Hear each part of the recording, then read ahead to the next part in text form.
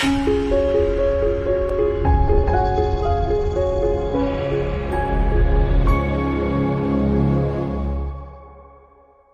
Divine Mercy Sunday. Welcome, everyone. I'm Zara. I help out with our evangelization and communications efforts here, and joining us is Father Don, Father Mark, and our awesome seminarians. So how's the feasting going? The feast is going well. I know I picked up my dessert consumption. How about you guys? Father Mark ate a whole quart of ice cream in one night. I don't know about that. My ice cream consumption has gone up since Easter has begun, for sure. That's good. What about you guys? Yeah, overwise, it's pretty good.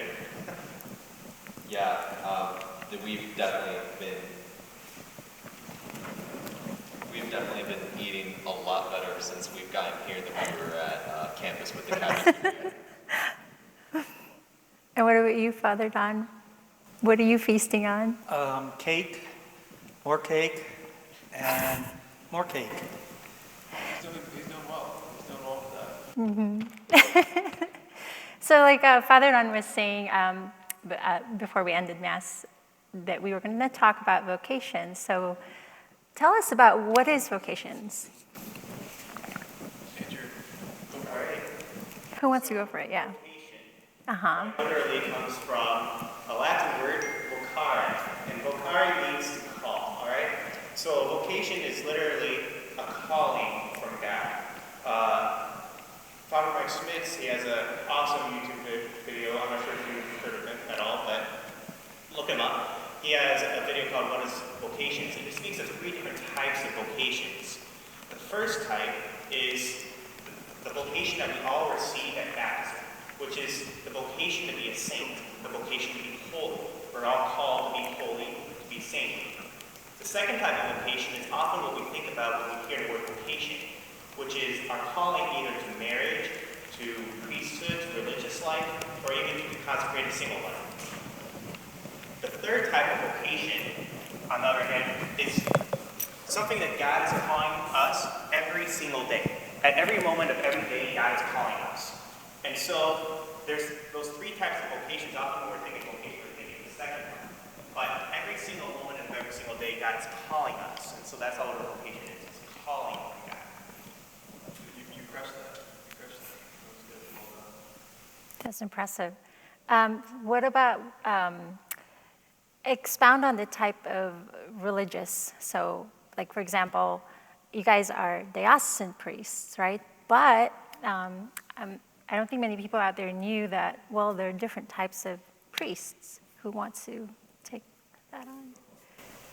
Yeah, so the diocesan priests serve their respective dioceses, and they serve the bishop that ordains them. But religious priests belong to a certain order, and that order can be, there's Franciscans, Dominicans, Benedictines. You fill in the list, it's huge just how many orders there are. But instead of serving a particular diocese, they serve their own order.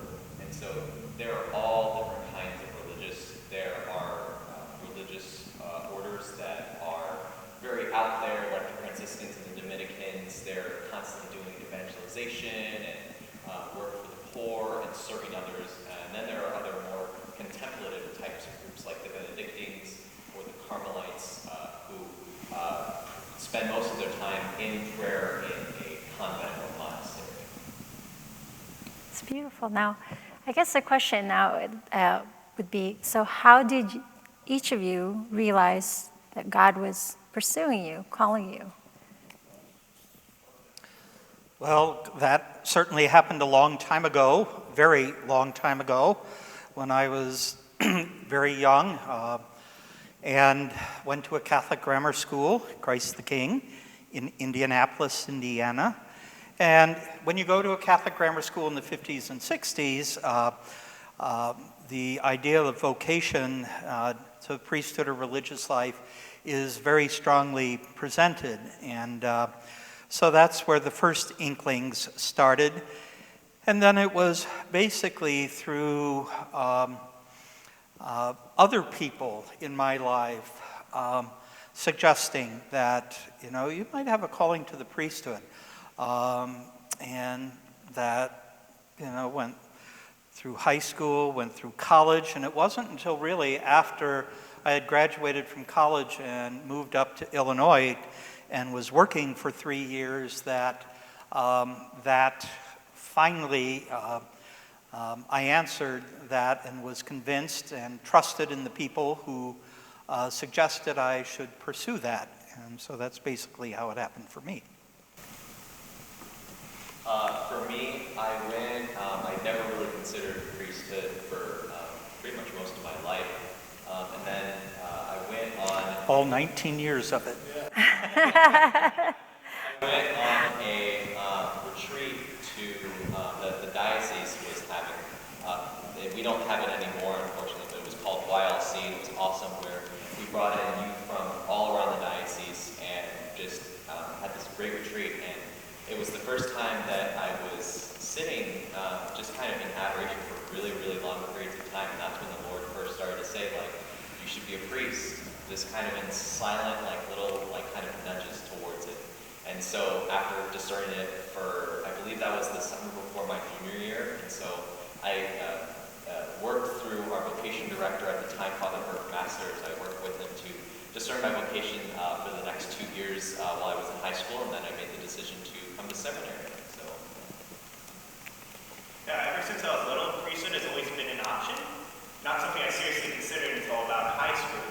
And in high school, I was going to a perpetual adoration chapel. So my home here is St. Karen Paul in Naperville. We have a perpetual adoration chapel there, so Jesus is always exposed in the monstrance, right? And so I would pray there at least once, maybe twice a week, and I would ask the Lord, all right, Lord, what do you want me to do with my life? And the only reason I decided to start asking that is because I realized that I can try to do whatever I want to do as much as I want to, but it's not going to get very far. And so I needed to hear the Lord's input, to hear what the Lord wanted me to do. And so I prayed in the adoration chapel, Lord, what do you want me to do? Well, there wasn't any spectacular experiences or anything like that. So I leave the adoration chapel, and somebody walking on the sidewalk was like, hey, have you ever thought about becoming a priest? I'm like, no. But what happened is, this started happening more and more frequently. People started asking if I've thought about priesthood. They say things like, you would make a great priest. And I thought, oh, it's just because I'm altar studying so much, so that's why. But then it started being people who I didn't know, people who weren't even Catholic, that were like, hey, you should check out priesthood. And so I discerned it. I prayed about it a lot. I talked to my pastor and to the vocations director at the time was Father Burke Masters, and we talked about it, and they told me about this thing about seminary, right? And so I'm not sure if we touched on what seminary really is, but what I thought seminary was at that time was just this place where a bunch of holy guys were like praying all day and just being super holy, having no fun or whatever.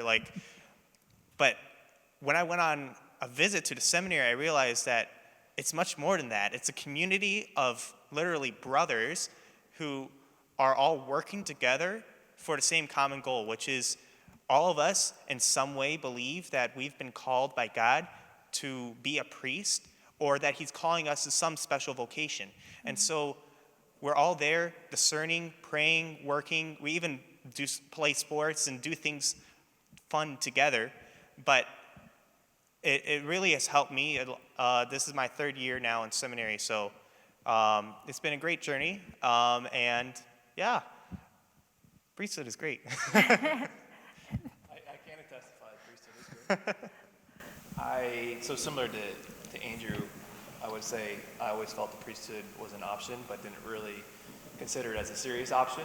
The reason why I felt it was always an option just was blessed to be raised in an awesome home where faith was always apparent. We would go to Mass every weekend. My mic is on. Is it? It's not registered. We would go to Mass every weekend on Sunday. And so just always saw it as a possibility, but it wasn't until really going to college, Olivet Nazarene University, where my faith in Christ really deepened and started reading the scriptures a lot more. And my personal relationship with Jesus really went to a new level, a different level. And from there, I took a focus missionary, became a focus missionary, and was sent to the University of Nebraska in Omaha. And there in Omaha, on campus, really sharing my faith in a radical way and seeing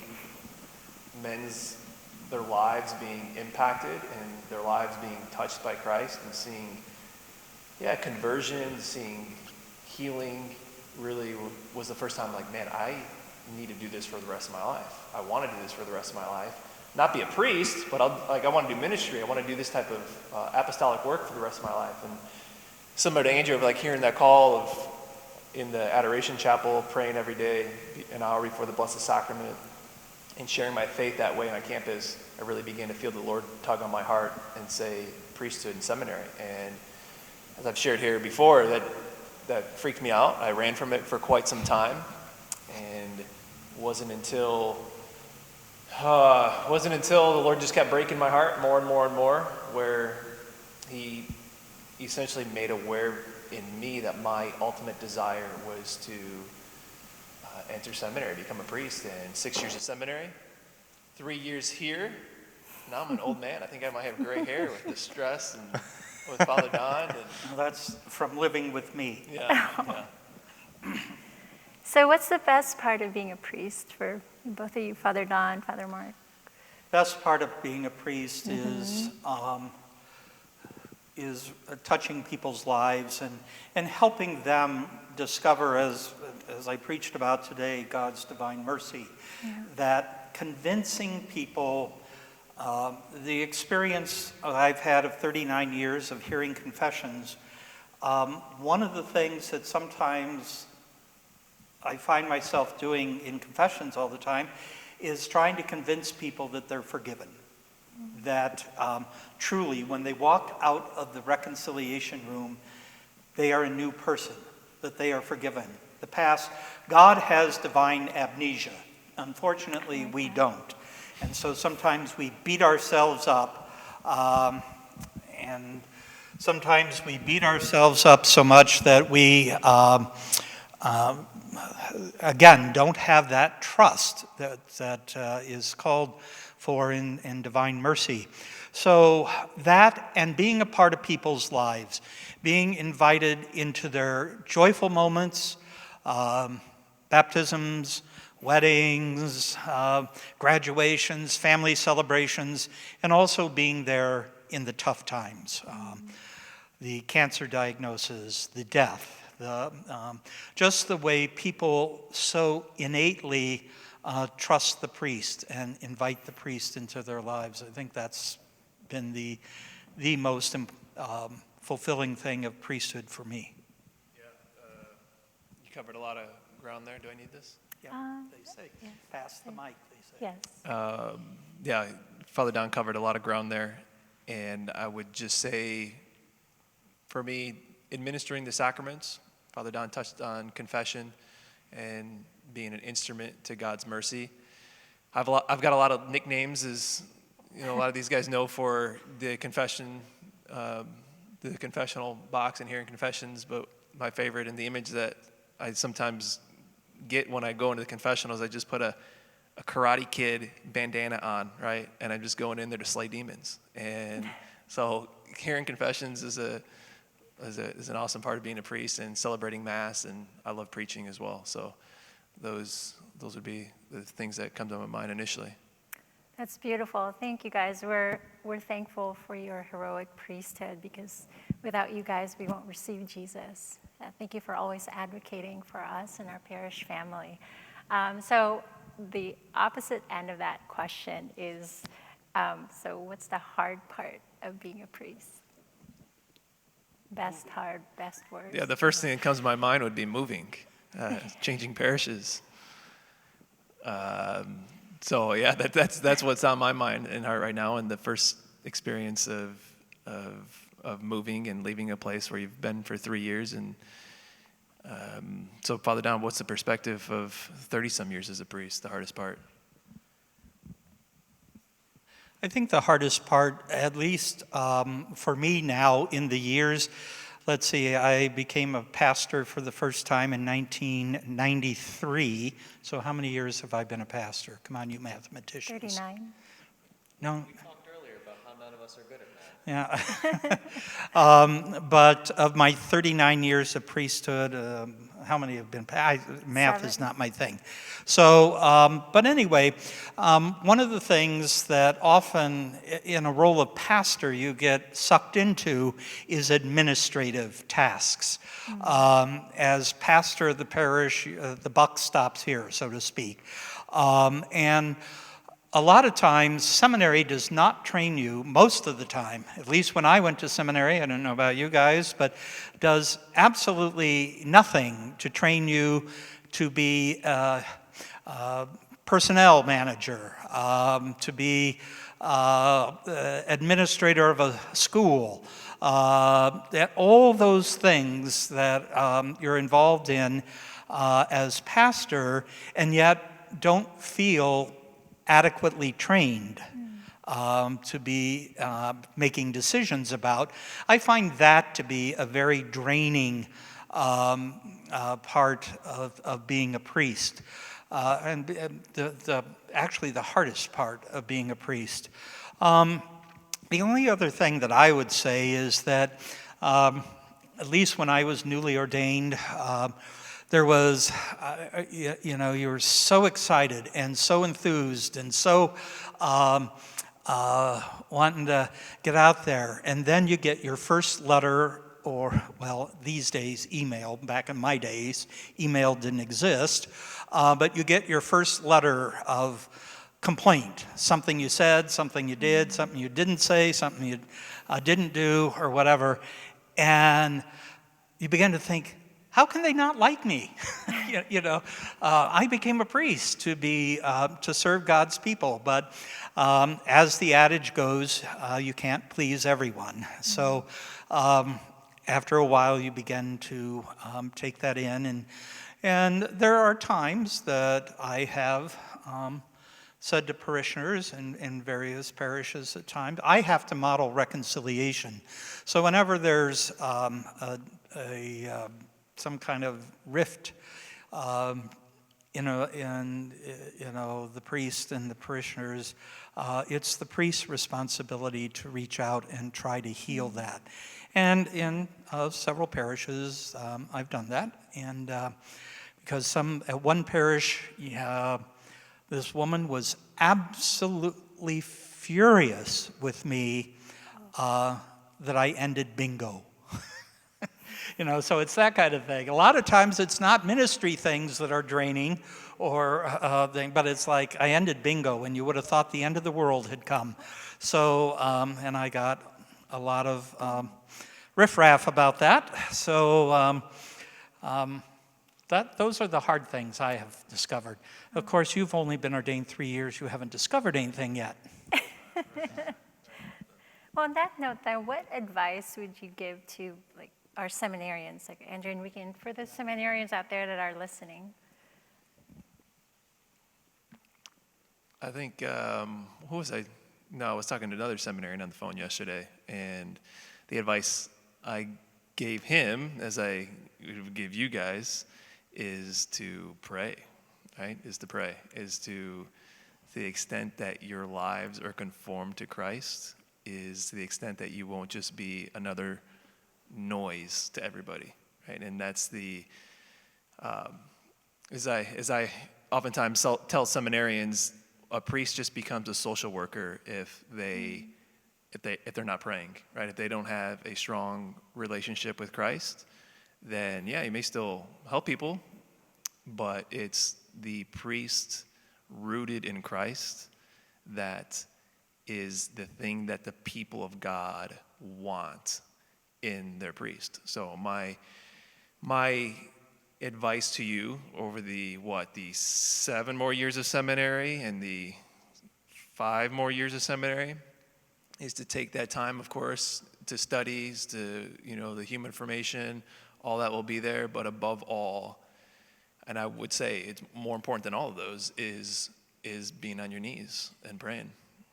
And I'll add one thing. Never lose a sense of humor. In the seminary, one of the books that we were required to read was Peter Berger's Rumor of Angels. And in that book, there's a chapter on humor and how that is the surest sign of God's presence. That's beautiful. So just one last thing. So for anyone out there, we may have viewers that are not even aware that the priesthood is on their radar, or maybe God's pursuing them. What advice would you guys have for that young man out there who is like, I think maybe God's calling me, I'm not sure, like how would you, like what would you tell them? First thing I would say is do not be afraid. You may think, oh, what are my friends going to think of me, or I can't hang out with my friends anymore, stuff like that. Don't be afraid. If God's calling you to priesthood, you will have an absolutely great time. I think I would say one of the most important things is to not try and figure it out immediately. I made this mistake personally when I first kind of started to get hints at my vocation. I was like, okay, like I would walk into the adoration chapel like Andrew was saying. I would sit down and I'd be like, all right, Lord, what is my vocation? And I'd get no answer and I'd get really frustrated about it. And I'd do that day after day after day. And I realized that you don't figure out your vocation in a month. I think I heard it. I forget. Some priest said it, but that someone asked, when do you know that you're supposed to be a priest? And he said, I didn't know that I was supposed to be a priest until like a second before my ordination. And so I think that it's been a good consolation for me, at least, just to know that I don't have to have everything figured out. Like Father Mark said, I've got another 7 years before I would be ordained, and so I've got plenty of time to figure it out. So if the Lord may be calling you, or maybe you don't know, just relax. Don't try and figure it all out. If He really desires you to either get to seminary or to become a priest, He'll find a way to get you there. Let me add one thing to that, Ricky, is that if the thought is there, don't go through the rest of your life wondering, should I have done this? Just because you go to the seminary doesn't necessarily mean that you're going to be ordained. The seminary is a time of discernment. So like you, Ricky, and I have talked a little bit about some of the guys who discern out people that they both know in the seminary. So don't go through the rest of your life wondering, should I have done this? Yeah, just maybe one more thing to add. We have, at least at our seminary, we have, I think, a 35% ordination rate. Does that sound right? Yeah. So it's most of the guys that go to seminary don't actually become priests, which you kind of think you're like, well, why the heck are we going to seminary? Like, because I think a lot of guys who want to go, maybe they feel that calling to the priesthood, but they're not sure and they kind of hesitate.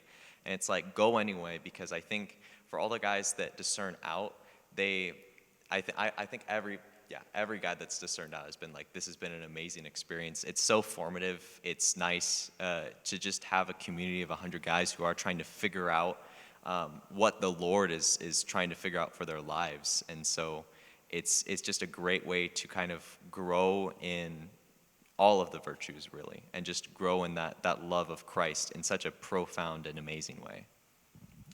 Another thing I'll add to that is especially if you are not sure, is don't be afraid to talk to other people about it. Talk to your priest, talk to another seminarian, talk to somebody, because God made us humans, and as humans we are very much built for relationship, and so don't try to go through it alone. That's why seminary is a thing, right? Because we could easily have a program where each person's out for themselves, trying to figure out their vocation and then trying to figure out how to pray and how to do everything.